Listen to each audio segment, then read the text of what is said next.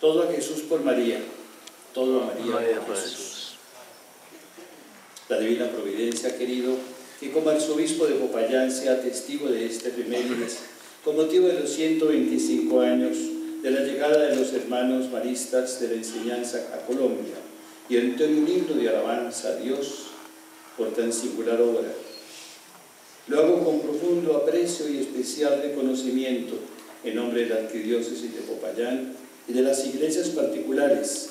que desde aquí han visto desplegarse los esfuerzos evangelizadores de hermanos maristas a través de la educación, cuyos frutos desde sus inicios no se hicieron esperar. En ese campo donde había mucho por sembrar y recoger, en el ámbito de la enseñanza y del testimonio cristiano, los hijos de San Marcelino Champañá llegaron en 1889, abonando con sus sudores, fatigas y alegrías el territorio del antiguo episcopado, desde donde se difundió la ya histórica presencia de la congregación a nuestra patria. Una centuria separó el natalicio del fundador de la llegada de su obra a Colombia. Marcelino hubiera disfrutado del hermoso paisaje payanés y hubiera rememorado su pequeño pueblo cantando con el poeta de esta tierra, Julio Arboleda. Hay un valle feliz, su tierra ondulada, en continuas plácidas colinas que la brisa al pasar besa y adula. Había nacido en 1789, cuando Francia estaba convulsionada por la Revolución Francesa. Sus hijos espirituales llegarían 100 años después,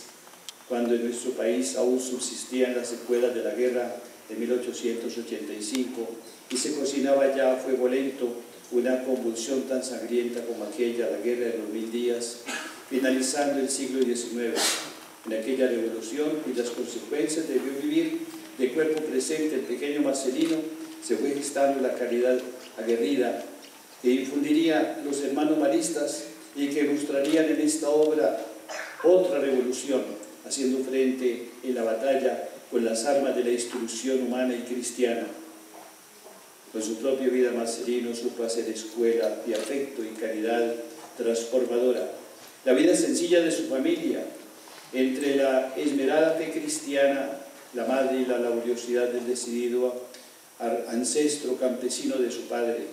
la poca posibilidad de instrucción en aquella época para niños y jóvenes del campo, el deseo de hacer cosas grandes para Dios, llevando en la mano de María Santísima, la Madre Buena. Todo ello fue marcando de alguna manera el prototipo de los jóvenes que los maristas fueron a buscar en sus fundaciones. A su llegada a Popayán, gracias al beneplácito del hermano Teófano Durán, superior general de la congregación en la época, y de las políticas plasmadas en el Concordato de Colombia y la Santa Sede en 1887, que alentaron la llegada de institutos religiosos para el ejercicio de la caridad, las misiones, la educación de la juventud, la enseñanza liberal y otras obras de pública utilidad y beneficencia. Los maristas encontraron muchos niños y jóvenes que le recordaban la propia historia de su fundador. A ellos se dedicaron con tenacidad proverbial en medio de no pocas dificultades, no solo a las peripecias del viaje que entrañó varias privaciones, apenas lógicas, con los precarios medios de transporte de la época, desde el puerto de Bordeaux en Francia hasta Buenaventura, pasando por Panamá y de allí a lomo de mula hasta Popayán, sino también por el deceso prematuro del que debía regir la comunidad local, el hermano Ángelo, acusado de malaria, quien apenas llegó a Popayán dio la muerte. Aunado a ello, los desafíos inherentes al inicio de una obra de tal envergadura eran muchos, a pesar de que el gobierno del Cauca debía aportar lo necesario para la fundación. Superando estas dificultades, el éxito estaba asegurado, pues la providencia había dispuesto que fuera Popayán el punto focal para la expansión de la obra. Así fue como el 20 de enero de 1890, apenas 2 meses después de su llegada a la ciudad próspera, ya tenía más de 300 estudiantes en aquellas aulas, un poco improvisadas, pero alegres, invadidas del optimismo de quienes querían dar a conocer a Jesucristo y hacerlo amar. Ahí estaban los mismos niños que rezaban el rosario en sus casas cada noche a la luz del fuego de las velas que en cada Semana Santa alumbraban los pasos procesionales que recuerdan los misterios cristianos. Ahí estaban los hijos de una ciudad señorial y a la vez humilde, lo primero por la gallardía de sus gentes y la historia de sus próceres, lo segundo por el arraigo de la fe cristiana. Ahí estaban los pequeños devotos de María, la Asunta al Cielo, patrona de esta iglesia particular y primera superiora de la congregación, recordando de alguna manera aquella hermosa coincidencia del inicio del ministerio presbiteral de Marcelino el 15 de agosto de 1816 en La Valla, donde se habría de realizar la fundación de los hermanos maristas en 1817. La obra continuó con ese éxito arrollador de sus inicios. El Real Colegio Seminario de San Francisco de Asís de Popayán, fundado en 1639 y regentado durante décadas por los jesuitas, donde se habían formado muchas generaciones de propios y extraños en esta ciudad, había sido restaurado en 1871 gracias a la disponibilidad de los aristas de San Vicente de Paúl, que destinaron el colegio solamente al fomento de las vocaciones sacerdotales. Con esta decisión se hizo más evidente el vacío de formación para quienes no optaban por alcanzar el ara sacerdotal. Reunidos en varios padres de familia, conociendo el parecer del obispo y auspiciados por las recomendaciones de los maristas que hacían los vicentinos, alentaron su llegada y recibimiento por parte del excelentísimo señor Juan Buenaventura Ortiz, sucesor de los apóstoles en Popayán en aquel momento. Con el espíritu de la regeneración, auspiciado por la Constitución de 1886, los maristas contaron no solo con el personal para instruir, sino con disponibilidad del contexto mismo de una época que más que nunca anhelaba educar a su generación con los valores del cristianismo ante los desafíos que presentaba la escuela laica. Es entonces cuando la escuela de varones número 1, llamada por ellos de la Inmaculada, va creciendo hasta tener que trasladarse al convento del Carmen, que tomará el nombre de Escuela del Carmen en 1891. De allí con motivo del primer centenario de la independencia, 1910, y él es a ese encargo de San Marcelino, de no ser solamente buenos cristianos, sino también correctos ciudadanos, empezaron como abanderados de la enseñanza industrial con la Escuela de Artes y Oficios, cuya obra representativa fue la tipografía El Carmen,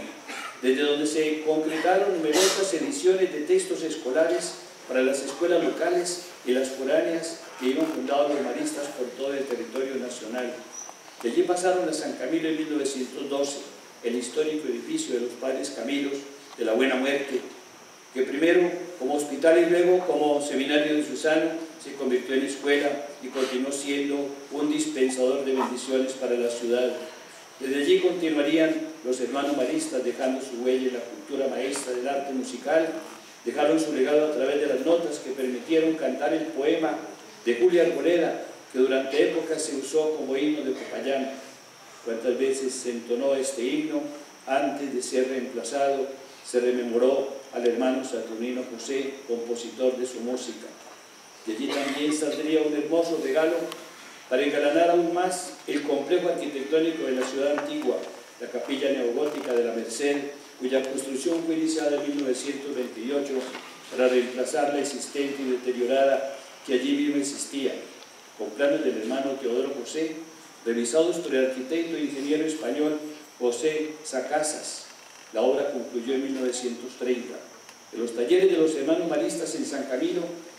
salió la mano de obra. Para esta importante obra de su ebanistería resultó el hermoso retablo gótico del altar mayor, fruto de la destreza del maestro Pascual Vergallo,